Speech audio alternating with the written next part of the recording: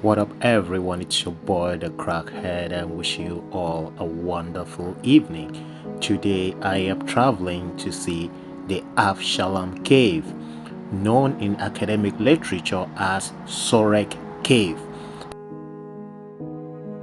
and it's popularly known as Stalactites Cave, which is about 5,000 meter square cave on the western side of Mount Hila in the Judean Hills in Israel. It is unique for its dense concentration of stalactites and other cave formations.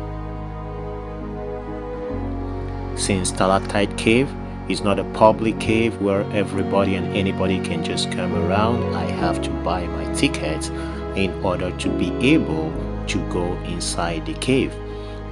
It is located on the western slopes of the Judean Hills, south of Nahal Sorek, and approximately 2 kilometers east of Beit Shemesh.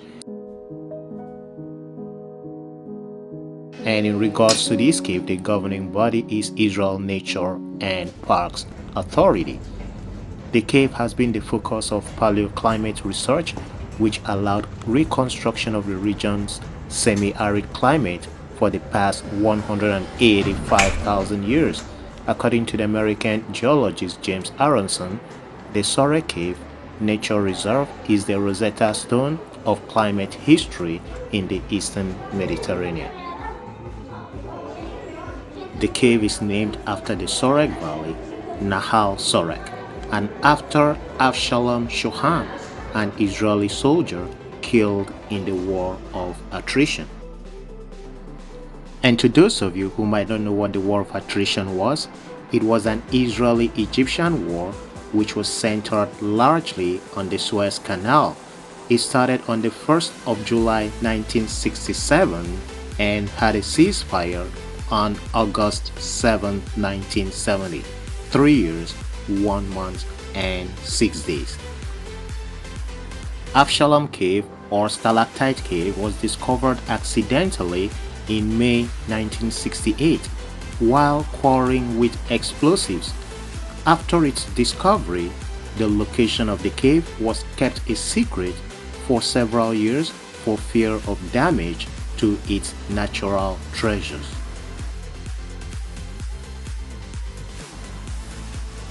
The cave is 83 meters long, 60 meters wide, and 15 meters high.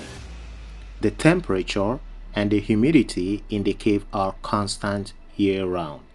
Some of the stalactites found in the cave are 4 meters long, and some have been dated as 300,000 years old. Some meet stalagmites to form stone pillars.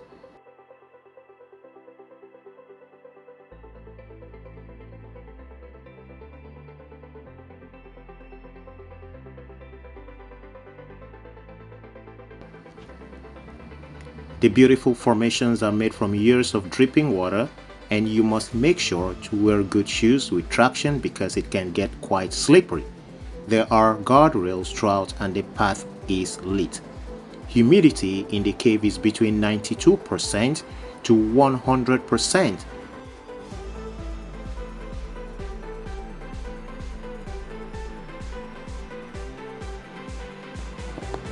I know that at this point you might be wondering, how were stalactites and stalagmites created in Israel's Stalactite Cave? The stalactites, originating on the ceiling of the cave, and stalagmites, originating on the floor of the cave, were created over thousands of years as rainwater permeated through carbon dioxide-rich soil, resulting in water containing a high concentration of calcium bicarbonate slowly dripping on the rock, causing calcite shapes from the ceiling. The drops that land on the floor of the cave continually drip on the same spot, creating stalagmites growing upwards.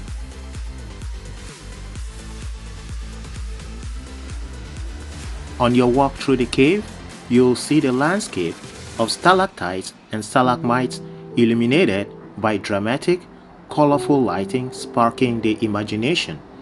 The lights emphasize the various shapes and natural formations created by thousands of years of low dripping subterranean water.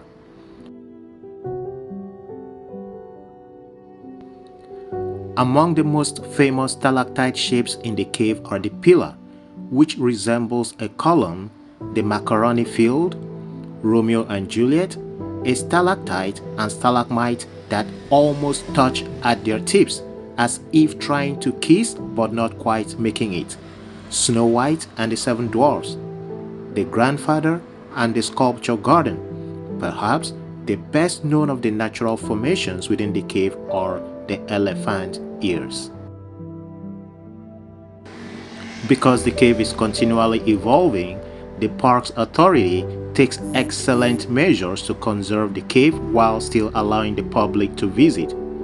The LED lighting inside the cave helps preserve the cave and is ecological, doesn't emit heat, and uses wavelengths to prevent algae.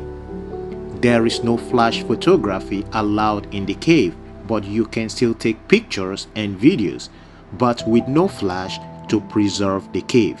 You'll definitely want to take pics, though use night or dark settings.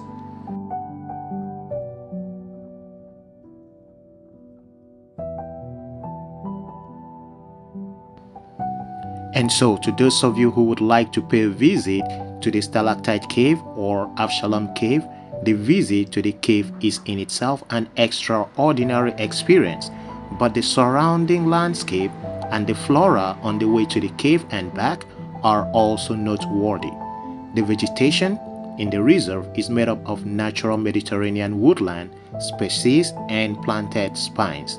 The blossoming of flowers in the reserve begins in November and continues until May. On days when the visibility is good, large areas of the Judean lowlands can be seen as far away as Ashdod. Visiting the cave in winter is an opportunity to enjoy its warmth, to see and hear the dripping of water, and to enjoy the flowers along the cave's access trail. Additional information about the visit to the cave and the area may be obtained at the Reserve Information Center. The cave is a gateway to a region that is home to numerous landscape and heritage sites.